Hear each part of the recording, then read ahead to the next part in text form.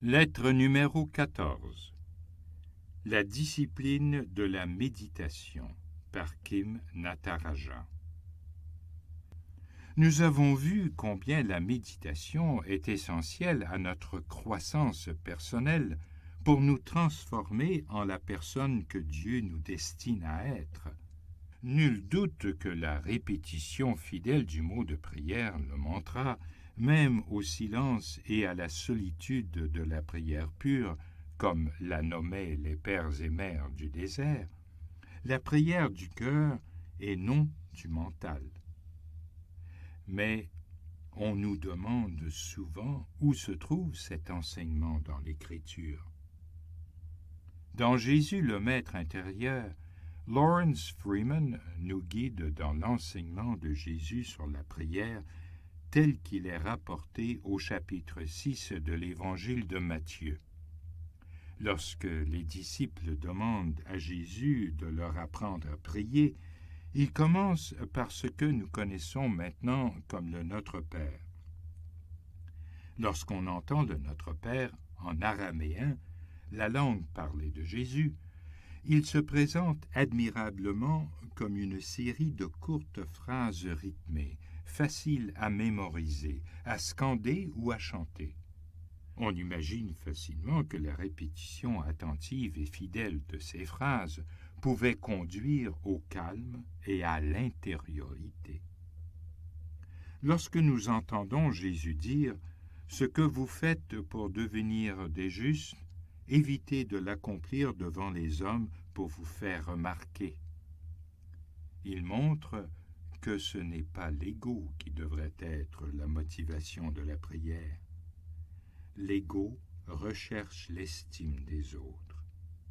La véritable façon de prier jaillit de notre être profond, vrai, sincère et sans prétention, de notre étincelle divine, et même à une profonde et fidèle conscience de notre lien avec Dieu.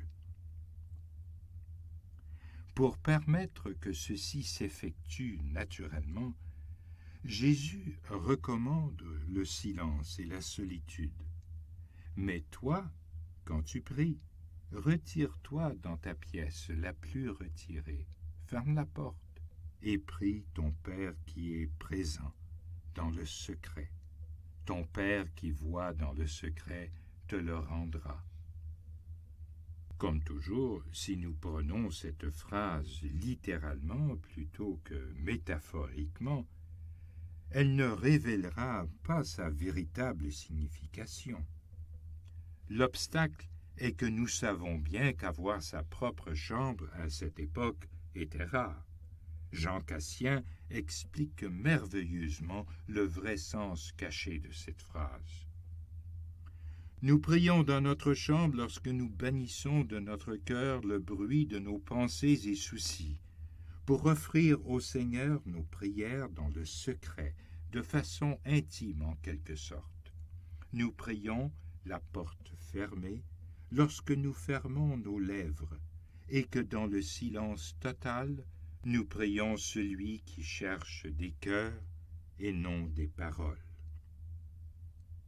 L'accent est donc porté sur l'intériorité et la prière du cœur, ce que facilite l'usage de peu de mots.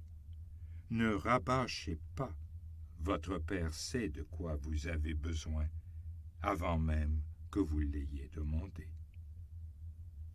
Renoncer aux pensées et souvent aux soucis, qui sont un grand obstacle à l'intériorité, est l'autre aspect que Jésus souligne ensuite. Ne vous faites donc pas tant de soucis, ne dites pas « qu'allons-nous manger ?» ou bien « qu'allons-nous boire ?» ou encore « avec quoi nous habiller ?» Matthieu chapitre 6 verset 31. Comme l'explique Lawrence Freeman, ceci ne signifie pas un total mépris des nécessités de base de la vie.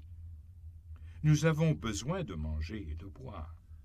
Le problème est de nous identifier et d'identifier le vrai bonheur à ce qui va exagérément au-delà de nos besoins de base.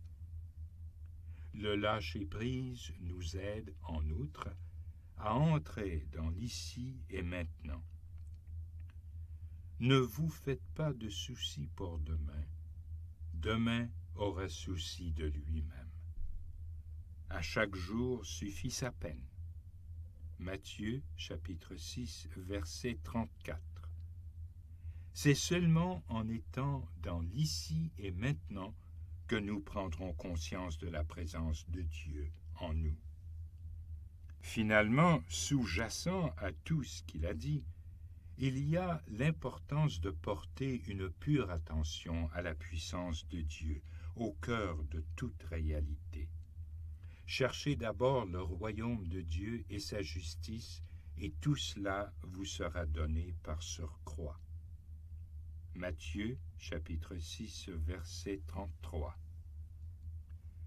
Dans le Sermon sur la montagne se trouve donc tout l'enseignement que les pères et mères du désert ont pris à cœur et qui est parvenu jusqu'à nous grâce à la découverte de cette pratique spirituelle par John Maine dans les écrits de Jean Cassien.